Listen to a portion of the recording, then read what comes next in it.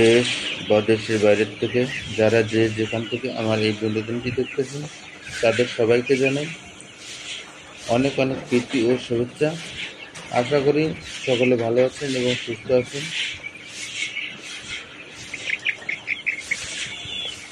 আজকে আপনাদের সামনে প্রতিদিনের মতো নিত্য নতুন ভিডিও নিয়ে হাজির হই। তো আজকে আপনাদের সামনে যে মুরগিগুলো দেখাচ্ছি সেই মুরগিগুলো বয়স চলতেছে 60 দিন। তো অনেক খামারি ভাই বোনেরা দেখা যাচ্ছে যে 60 থেকে 100 দিনের মধ্যে পুরুষ মুরগি সংগ্রহ করে থাকেন। তো তাদের জন্য এই ভিডিওটা খুবই গুরুত্বপূর্ণ। আপনারা ভিডিওটা না টেনে স্কিপ না করে পুরো ভিডিওটা দেখবেন, তাহলে আপনারা এই লেয়ার মুরগির বাচ্চার থেকে 100 দিন পর্যন্ত পালাতে কী কী সুযোগ সুবিধা এবং কী কী সমস্যা হয় এই বিষয়গুলো নিয়ে আপনাদের সঙ্গে তুলে ধরব। তাই চ্যানেলটাকে অবশ্যই, যদি আপনাদের কোনো উপকারে আসে, অবশ্যই চ্যানেলটাকে সাবস্ক্রাইব করে বেল আইকনটি অল করে সাথেই থাকবেন। তে আর বেশি কিছু বলতেছি না, মূল কথায় চলে আসি।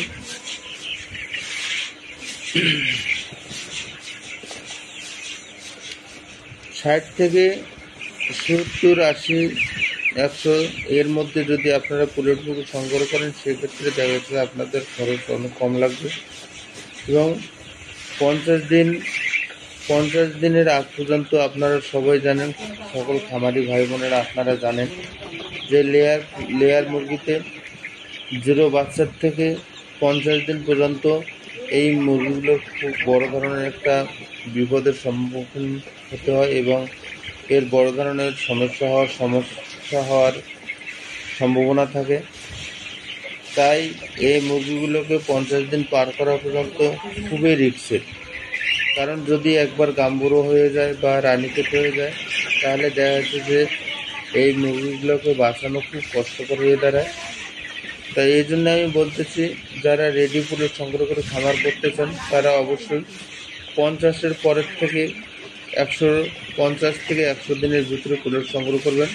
তাহলে আপনাদের দেখা গেছে যে মুরগির কস্ট যেটা আছে, দেখা যাচ্ছে যে মুরগির যে রেট, মুরগির যে দামটা আপনাদের কম পড়বে এবং আপনারা 50-এর পরে 60, 70, 80 এর ভিতরে যদি পুলেট সংগ্রহ করেন, তাহলে দেখা যাচ্ছে যে বয়স অনুপাতে ভ্যাকসিনগুলো কমপ্লিট করা থাকবে এবং বাকি ভ্যাকসিন যে কয়েকটা থাকে, এই কয়েকটা ভ্যাকসিন আপনাদেরকে আমি বলে দেবো। সেই ভ্যাকসিন কোটা আপনারা বাসায় আপনাদের খামারে নিয়ে যাওয়ার পরেও করতে পারবেন এবং লাইটিং শিডিউলটা আমার এখানে দেখা যাচ্ছে 50-এর পরের থেকে লাইটিং শিডিউলটা শুরু হয়ে যাবে।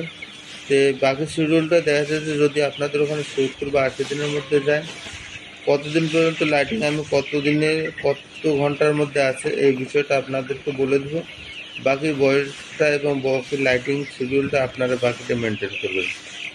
তারপরে দেখা গেছে যে ভ্যাকসিন এবং ওষুধ কী এরপরে কী ওষুধগুলো ব্যবহার করতে হবে এবং কী ওষুধ ব্যবহার করলে এই মুরগিগুলো ভালো থাকবে, দীর্ঘদিন প্রোডাকশনের জন্য তৈরি হয়ে যাবে, সেই বিষয়গুলো আপনাকে অবশ্যই বলে দেবো আমি।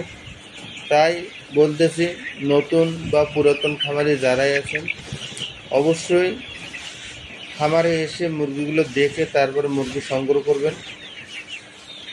কারণ হলো, যেহেতু আপনারা টাকা দিয়ে মুরগি সংগ্রহ করবেন, সেহেতু আপনার পুরো অগ্রাধিকার আপনার ভালো, আমার ভালো, আপনার খামারের ভালো, আমার ভালো।